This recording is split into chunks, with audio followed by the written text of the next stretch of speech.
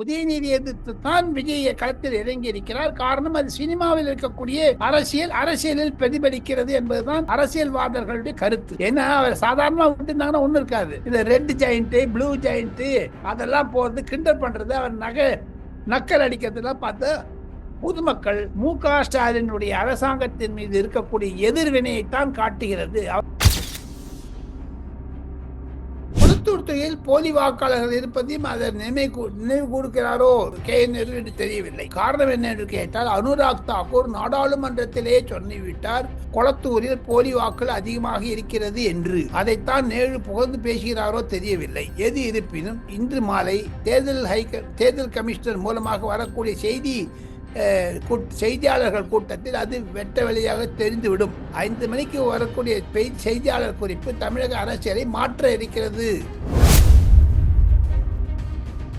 அதிமுகவினுடைய எடப்பாடி பழனிசாமிக்கு முதல் முறையாக 85 சீட் வரும் என்று அமித்ஷாவிற்கு கொடுக்கப்பட்ட ரகசிய அறிக்கை தெரிவிக்கிறது. அதற்கு அடுத்ததாக விஜய் அவர்கள் 35லிருந்து 40 வருவார் என்றும், திமுக 30லிருந்து 35க்கு தள்ளப்பட்டு விடும் என்றும், கண்டிப்பாக காங்கிரஸ் போன்ற கட்சிகள் உதிரி கட்சிகள், காங்கிரஸ் என்பது தமிழகத்தில் மரணம் அடைந்து விட்டது, செத்து போச்சு, அதுக்கு அமாவாசை தர்ப்பணம் பண்ணிட்டாங்க.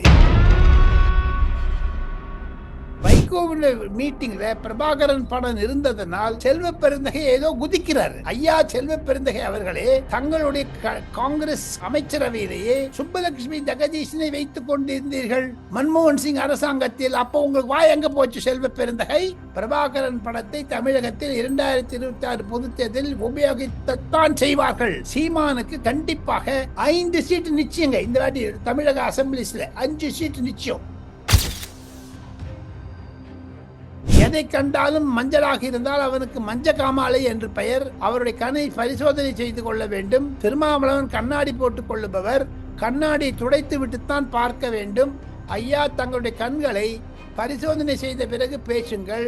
காரணம், விஜய்க்கு யாரும் எழுதி கொடுக்க வேண்டிய அவசியம் இல்லை. தாங்களும் நன்றாக பேசுகிறீர்கள். குறிப்பு இல்லாமல் விஜய் என்பவர் அரசியலில் நுழைந்ததனால் சில விஷயங்களில் அரசியல் ரீதியாக சட்ட ரீதியாக சிக்கல்கள் வரக்கூடாது என்பதனால் எழுதி வைத்து படிக்கிறார் என்று அவருடைய உதவியாளரே என்னிடம் சொன்னார். அது வரவேற்கத்தக்கது. திருமாவளவனுடைய விடுதலை சிறுத்தை கட்சி என்பது ஒரு சீட் கூட இல்லாமல் உடஞ்சி போட போறது.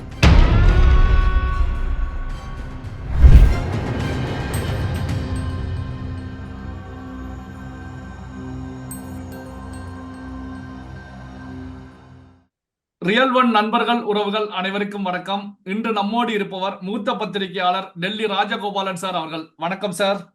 நமஸ்காரம் பா. நமஸ்காரம் சிவா. நமஸ்காரம். ஓகே சார், இப்ப ஈரோடுல தாவேகாவுடைய விஜய் அவர்களுடைய பொதுக்கூட்டம் பிரச்சாரம் நடைபெற்றது. முழுக்க எங்களுக்கு திமுக தான் எதிரி, திமுக தீய சக்தி, நாங்க தூய சக்தி அப்படின்னு சொல்லி விஜய் அவர்கள் நேரடியாகவே திமுகவை அட்டாக் பண்ணிருக்காங்க. இதை எப்படி சார் பாக்குறீங்க? டெல்லியில பத்திரிகையாளர்கள் எப்படி சார் பாக்குறாங்க? டெல்லி பத்திரிகையாளர் நடுவில் தீய சக்தி என்பது புதிய வார்த்தையாக இருந்தாலும் விஜய்க்கு அது பழைய வார்த்தை. அந்த பழைய வார்த்தையினுடைய தோரணையில் தான் நேற்று இவரும் பேசியிருக்காரு, விஜயும். அந்த ஆத்திரத்தை பாருங்க. தீய சக்தி மூன்றில் எவ்வளவு கோபம் வந்தது. அந்த தீய சக்தி என்பதை அவர் இருவரைத்தான் குறிப்பிடுகிறார். திமுகவில் இருக்கக்கூடிய முக்கிய இருவர்கள். அது யார் என்று நம்ம ரியல் ஒன் நேயர்கள் புரிந்து கொண்டு விடுவார்கள். காரணம், அந்த இருவர் மூலமாகத்தான் விஜயனுடைய அரசியல் பயணத்தை தடுத்தார்கள் கரூரில். ஓகே சார், இப்போ விஜய் அவர்களுடைய இந்த இது போன்ற திமுக குறித்த கடுமையான விமர்சனங்கள் இப்போ அரசியல்ல உதயநிதியுடைய எதிர்காலத்துக்கு பெரிய முட்டுக்கட்டையாக இருக்கும் அப்படின்னு சொல்லப்படுகிறது சார். எப்படி பாக்குறீங்க? கண்டிப்பாக உதயநிதி எதிர்த்து தான் விஜய் களத்தில் இறங்கி இருக்கிறார். காரணம், அது சினிமாவில் இருக்கக்கூடிய அரசியலில் பிரதிபலிக்கிறது என்பதுதான் அரசியல்வாதர்களுடைய கருத்து. ஏன்னா அவர் சாதாரணமா விட்டுருந்தாங்கன்னா ஒண்ணு இருக்காது. இந்த ரெட் ஜெயண்ட், ப்ளூ ஜெயண்ட் அதெல்லாம் போறது கிண்டல் பண்றது, அவர் நக்கல் அடிக்கிறதுலாம் பார்த்து பொதுமக்கள் மு.க. ஸ்டாலினுடைய அரசாங்கத்தின் மீது இருக்கக்கூடிய எதிர்வினையைத்தான் காட்டுகிறது அவருடைய கும்பல். இன்னொன்னு, திருவண்ணாமலையில் பாராட்டு விழா வைத்தார்கள், வரவேற்கத்தக்கது. அவருக்கு ஸ்டாலினை பாராட்டினால் மிகையாகாது. காரணம், தமிழகத்திற்கு என்று சில விஷயங்களை திமுக செய்திருக்கிறது, யதார்த்தம், அதை நம்ப வேண்டும். ஆனால் அவர் இருமாப்புடன் மாபெரும் ஒரு ஒரு ராஜா மாதிரி அந்த சோஃபால கால் மேல கால் போட்டு உட்கார்ந்த கேரக்டர் தான் விஜய் நேற்று விமர்சித்தார். அந்த கேரக்டர் என்று சொன்ன வார்த்தை விஜய்க்கு மிகவும் புண்படுத்தி விட்டது. அந்த கேரக்டரை வச்சுட்டு ஓட்டுவாங்க, பார்த்துட்டே இருங்க. சார், இப்ப குளத்தூர்ல ஸ்டாலின் அவர்கள் பேசும்போது, குளத்தூர்ல 15 பேருக்கு திருமணம் கல்யாணம் செய்து வச்சு பேசும்போது, அதுல KN நேரு அவர்கள் பேசும்போது, குளத்தூர் தொகுதியை பார்க்கும்போது தமிழ்நாட்டில் இருக்கக்கூடிய 233 தொகுதியிலும் பொறாமைப்படக்கூடிய அளவுக்கு ஒரு வளர்ச்சி அடைந்த தொகுதியாக குளத்தூர் சட்டமன்ற தொகுதி இருக்கிறது அப்படின்ற கருத்துக்களை முன் வச்சிருக்காங்க. சோ இதை எப்படி சார் பாக்குறீங்க?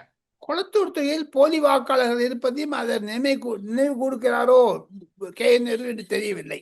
காரணம் என்ன என்று கேட்டால், அனுராக் தாக்கூர் நாடாளுமன்றத்திலே சொல்லிவிட்டார் குளத்தூரில் போலி வாக்கள் அதிகமாக இருக்கிறது என்று. அதைத்தான் நேரு புகழ்ந்து பேசுகிறாரோ தெரியவில்லை. எது இருப்பினும் இன்று மாலை தேர்தல் கமிஷனர் மூலமாக வரக்கூடிய செய்தியாளர்கள் கூட்டத்தில் அது வெட்ட வெளியாக தெரிந்துவிடும். 5 மணிக்கு வரக்கூடிய செய்தியாளர் குறிப்பு தமிழக அரசியலை மாற்ற இருக்கிறது.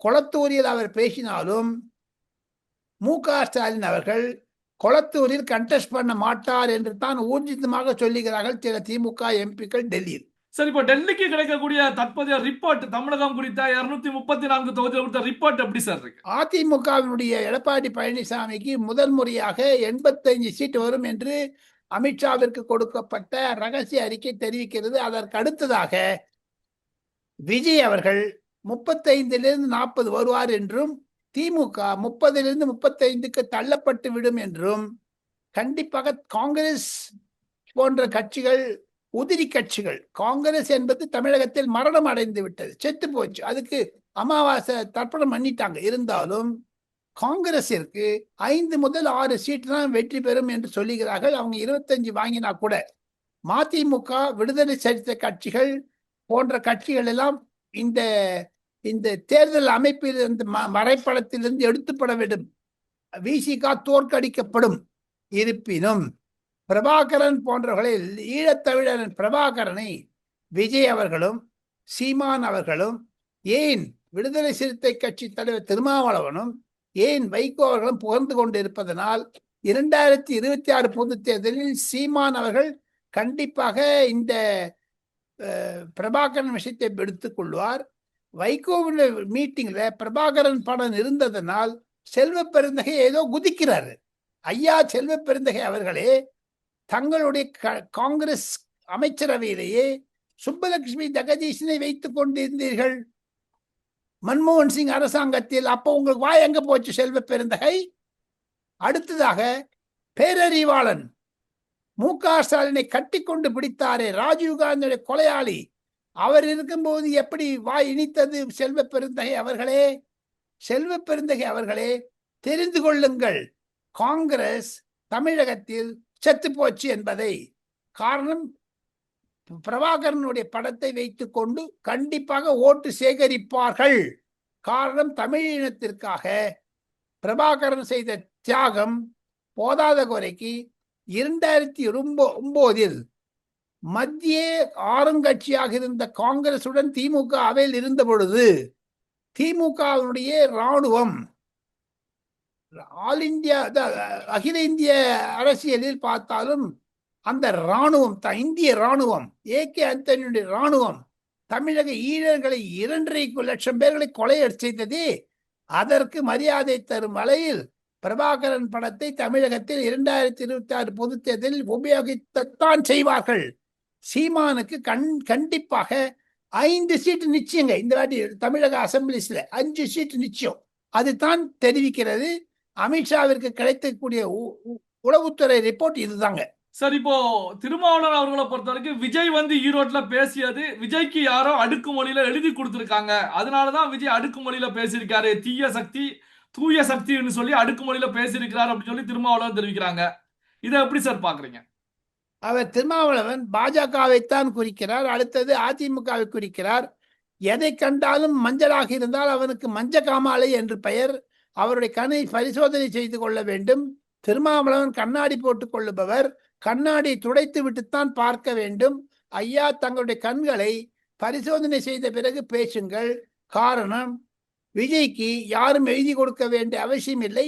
தாங்களும் நன்றாக பேசுகிறீர்கள். குறிப்பு இல்லாமல் விஜய் என்பவர் அரசியலில் நுழைந்ததனால் சில விஷயங்களில் அரசியல் ரீதியாக சட்ட ரீதியாக சிக்கல்கள் வரக்கூடாது என்பதனால் எழுதி வைத்து படிக்கிறார் என்று அவருடைய உதவியாளரே என்னிடம் சொன்னார். அது வரவேற்கத்தக்கது. திருமாவளவனுடைய விடுதலை சிறுத்தை கட்சி என்பது ஒரு சீட் கூட இல்லாமல் உடஞ்சி போட போறது தமிழக 2026 பொது தேர்தலில். சார், இப்போ கடந்த ஒரு சில வாரங்களாக பார்த்துக்கிட்டோம் அப்படின்னா தமிழக முதலமைச்சர் மு.க. ஸ்டாலின் அவர்கள் செல்லக்கூடிய திசைகள் எல்லாம் அவர் கூட சபரீசன் அவர்களும் சென்றுகிட்டே இருக்காங்க. இன்று காலை வாக்கிங் போகும்போது கூட முதல்வர் அவர்களோட சபரீசன் அவர்கள் சென்றாங்க. சோ இது அரசியல்ல எப்படி சார் பார்ப்பது, எப்படி புரிந்து கொள்வது சார்? அவர் மருமகன், அவரை பிரிப்பது தவறு. நகமும் சதையும் எப்படி பிரிக்க முடியும்?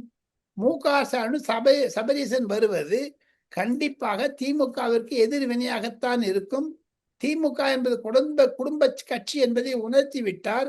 சபரீசன் வருவதில் தவறு இல்லை என்பதுதான் என்னுடைய கருத்து. ஆனால் அதை அரசியல் ஆக்கினீர்களே ஆனால் வரவேற்கத்தக்கது. அரசியல் ஆக்காத இருக்கிற மட்டும் அது அவருக்கு உதவிகரமாக செல்கிறார். அதில் தவறு கிடையாது.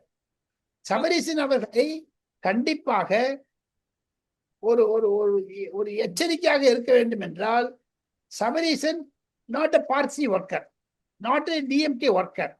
அவர் முதலமைச்சருடைய உறவினர் என்பதனால் அவர் எது செய்தாலும் ஏற்றுக்கொள்ள முடியாது. இருப்பினும் சில விஷயங்களில் சபரீசனை முதலமைச்சர் நம்புகிறார். சார், இப்போ திமுகவுடைய தேர்தல் குழு தலைவராக அறிக்கை தயாரிப்பதற்கு கனிமொழியா போடப்பட்டிருக்கிறது. இதை எப்படி சார் பாக்குறீங்க? இதற்கு டி.ஆர். பாலு தான் பண்ணிட்டு இருந்தாரு. சில சமயத்துல டி.கே. இளங்கோவன் பண்ணுவாரு. அவருக்கு நல்ல இங்கிலீஷ் எழுதுறதுக்கு வரும். டி.ஆர். பாலுக்கு ஏதாவது அதிகாரிகளை வைத்துக் கொண்டு அவர் எழுதி விடுவார். டி.ஆர். பாலு கொடுத்த வாக்குறுதிகள் எதையுமே நிறைவேற்றப்படவில்லை என்பதை விஜயும் அண்ணாமலையும் நயினார் நாகேந்திரனும் எடப்பாடி பழனிசாமி திருப்பி சொல்லுவதனால் தன்னுடைய தங்கை கனிமொழியை வைத்து எழுதி விடலாம் என்று நினைக்கிறார்கள். கூடிய விரைவில் அந்த குழு தமிழகம் முழுக்களும் சென்று கிரவுட் சோர்சிங் என்று சொல்லக்கூடிய அளவிற்கு பொதுமக்களிடமிருந்து வெற்றிகளை பெற்று அவர்கள் எழுதி தருவார்கள்.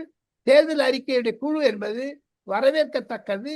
அதன் மூலமாக திமுக பொதுமக்களுடைய இம்ப்ரெஷன்ஸ் காட்ஜ் பண்றதுக்கு என்னதான் பண்ணியிருக்காங்க தெரிஞ்சுக்கிறதுக்காக இந்த ஒரு நூதன முயற்சி இறங்கி இருக்கிறார்கள் என்று தான் எனக்கு கிடைக்கக்கூடிய தகவல்கள். சிவா, எப்பவுமே நம்முடைய நேயர்களுக்கு கடைசியில் ஒரு அப்டேட் கொடுப்பீங்க. இந்த வீடியோ பதிவுல நீங்க கொடுக்கக்கூடிய அந்த ஹாட் நியூஸ் என்ன சார்? அந்த ஹாட் நியூஸ், பிரதமர் நரேந்திர மோடி அவர்கள் அபுதாபியில் நேற்று பேசியது, யுஏஇயில் பேசியது, ஓமானில் பேசியது கேரள தேர்தலுக்காகத்தான் பேசியிருக்கிறார்.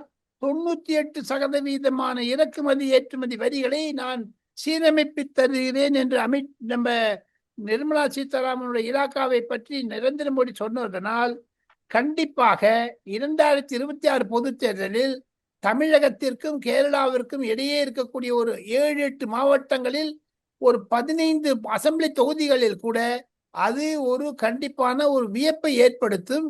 கேரளா தேர்தலுக்காகத்தான் பிரதமர் நரேந்திர மோடி அவர்கள் யுஏஇ சென்று இருக்கிறார். அதன் மூலமாக யுஏஇயில் இருக்கக்கூடிய மலையாள வாக்காளர்களும் மற்ற வாக்காளர்களும் மோடிக்கு வாக்களிப்பார்கள் என்ற தைரியத்துடன் போயிருக்கிறார். காரணம், திருவனந்தபுரத்தில் நரேந்திர மோடி அதிகமான ஓட்டு வித்தியாசத்தில் அவருடைய கட்சி பாஜக வெற்றி ஏற்றதனால் நம்ம ராஜீவ் சந்திரசேகருக்கு நல்ல பெயர் வந்து விட்டது. அந்த பெயரை தக்க வைக்க வேண்டும் என்றால் தமிழகத்திலும் நரேந்திர மோடி அவர்கள் ஒரு கூட்டத்தில் பேசும் பொழுது இதை பற்றி குறிப்பிடுவார்கள். காரணம், கோயம்புத்தூரும் கேரளாவும் அடிக்கடி ஒரு பக்கத்திலே இருக்கிறதுனால அந்த காலை இங்கு வீசும் என்று சொல்லுகிறார்கள். பிரதமருடைய விஜயம் யுஏஇக்கு வெற்றிகரமாக முடிந்ததனால் அது கேரளா தமிழ்நாடு எலெக்ஷனுக்கு சப்போர்ட்டாக இருக்கும் என்று தான் சொல்லுகிறார்கள். சிவா, பல்வேறு முக்கியமான தகவல்கள் செய்திகளை நம்முடைய உறவுகளுடன் பகிர்ந்து கொண்டதற்கு நன்றி சார்.